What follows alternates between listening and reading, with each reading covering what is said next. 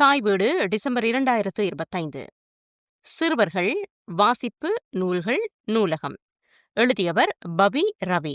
வாசிப்பவர் நிருஷா கனகசபை ஹரேந்திரன்.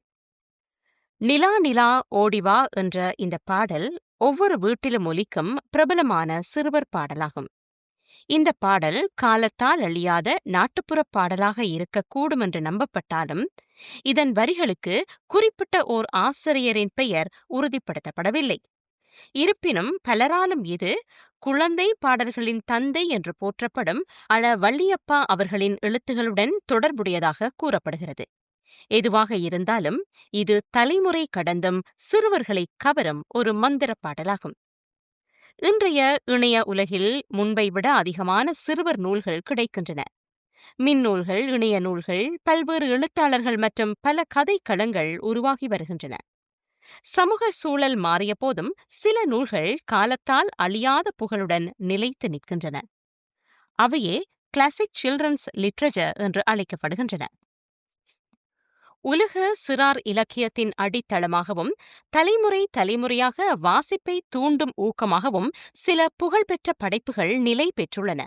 அந்த வகையில் மார்க் ட்வைனின் ஹக்கிள்பெரி ஃபின்னின் சாகசங்கள், லூயி கரோலின் அதிசய உலகில் ஆலிஸ் மற்றும் ஹான்ஸ் கிறிஸ்டியன் ஆண்டர்சன் எழுதிய தம்பலீனா, சின்ன கடற்கன்னி போன்ற தேவதை கதைகளும், சார்ல்ஸ் டிக்கன்ஸின் ஆலிவர் ட்விஸ்ட் போன்ற நாவல்களும், ஈசாப் நீதி கதைகள் மற்றும் பஞ்சதந்திர கதைகள் போன்ற பாரம்பரிய படைப்புகளும் குழந்தைகளின் மனதை கவர்ந்த காலத்தால் அழியாத கதைகளாக திகழ்கின்றன. இலங்கையில் இருந்தும் மிகச்சிறந்த சிறுவர் இலக்கிய படைப்புகள் தமிழில் தோன்றியுள்ளன.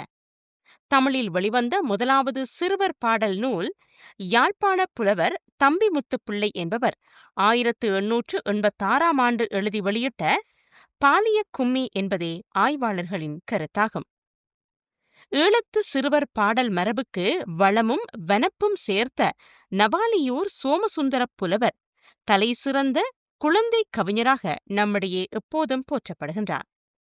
அவரது பாடல்களில் ஒன்றான ஆடிப்பிறப்பு எனும் பாடலை சிறுவயதில் பாடி பரவசமடைந்திருக்கின்றோம்.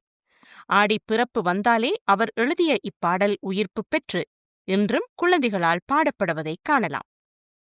வித்வான் வேந்தனார் மிகச்சிறந்த ஈழத்து சிறுவர் இலக்கிய படைப்பாளிகளில் இன்னும் ஒருவராவார். இலங்கை சிறுவர் இலக்கிய வரலாற்றில் வேந்தனாரின் சிறுவர்களுக்கான கவிதைகள் சுட்டிக்காட்டத்தக்க முக்கியத்துவம் வாய்ந்தனவாகும்.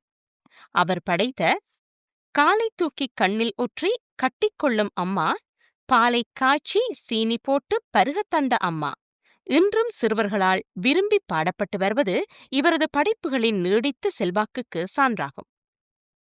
திருகோணமலையைச் சேர்ந்த கேணிப்பித்தன் சானா அருளானந்தம் அவர்கள் குழந்தை இலக்கியத்துக்காக இலங்கை அரசின் பல விருதுகளை பெற்று சிறப்பித்துள்ளார். அதேபோல் ஓகே குகநாதன் அவர்களின் பல சிறுவர் நூல்களும் அரச விருதுகளை வென்றுள்ளன. குழந்தை கவிஞன் என்றும் ஈழத்தின் தேசிய விநாயகம் பிள்ளை என்றும் போற்றப்படும் கவிஞர் அம்பி என அழைக்கப்படும் ராமலிங்கம் அம்பிகை பாகர் அவர்களின் சிறுவர் பாடல்கள் எளிமையும் தமிழின் அழகும் ஒருங்கே கூடியமைந்தவை. இன்றைய சூழலில் புதிய பதிப்பாளர்கள், இளம் எழுத்தாளர்கள் மற்றும் பள்ளி இயக்கங்களின் முயற்சிகளால் சிறுவர் நூல்கள் மீதான ஆர்வம் மீண்டும் மெதுவாக எழுகிறது. நூலகங்களும் மக்களை நாடிச் சென்று வாசிப்பை ஊக்குவிக்கின்றன. அவ்வகையில் யாழ்ப்பாணம் சுழிபுரம் பகுதியில் KA சுப்பிரமணியம் வீதியில் அமைந்துள்ள KAS சத்தியமனை நூலகம் 2025 அக்டோபர் 19 அன்று தனது மற்றொரு பிரிவாக சிறுவர் நூலகம் ஒன்றை திறந்து வைத்துள்ளது.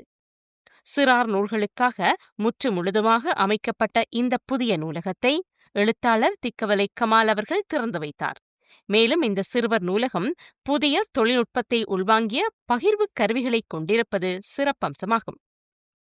அந்த நாளில் இலங்கையின் எல்லா பாகங்களில் இருந்தும் பல தரப்பட்ட எழுத்தாளர்கள் கலந்து சிறப்பித்த இலங்கை தமிழ் சிறுவர் இலக்கிய ஆளுமைகள் பகிர்தலும் பரவலாக்கமும் என்ற ஒரு நாள் நிகழ்வும் சிறப்பாக நடைபெற்றது.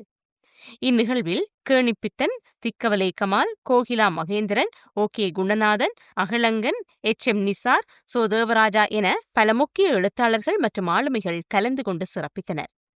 நிகழ்வின் போது இலங்கையில் சிறுவர்களுக்காக நூல்களை எழுதிய 200 எழுத்தாளர்களின் நூல்கள் தொடர்பான விவரங்களை உள்ளடக்கிய தமிழ் சிறுவர் இலக்கியம் புனைவோர் கையேடு 2025 வெளியிடப்பட்டது.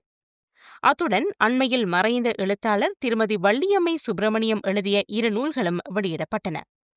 அவர் எழுதிய பாட்டி சொன்ன புராண இதிகாச கதைகள் மகாபாரதம், ராமாயணம், நளன் தமயந்தி, அரிச்சந்திரன் சந்திரமதி, துஷ்யந்தன் சகுந்தலை, சத்தியவான் சாவித்திரி, கண்ணகி கோவலன், மணிமேகலை அடங்கிய 8 தொகுப்பு நூல்களை கேணிப்பித்தன் அருளானந்தம் அவர்கள் வெளியிட்டு வைத்தார்கள்.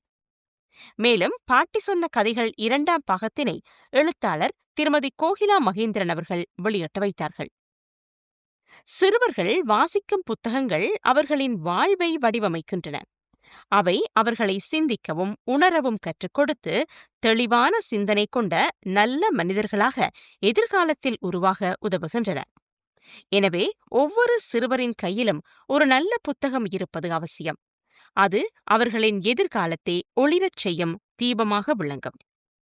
சிறுவர்களின் எதிர்காலத்தை சிறந்த வழியில் கொண்டு செல்ல நாம் அனைவரும் ஒன்று சேர்ந்து உழைப்போம்.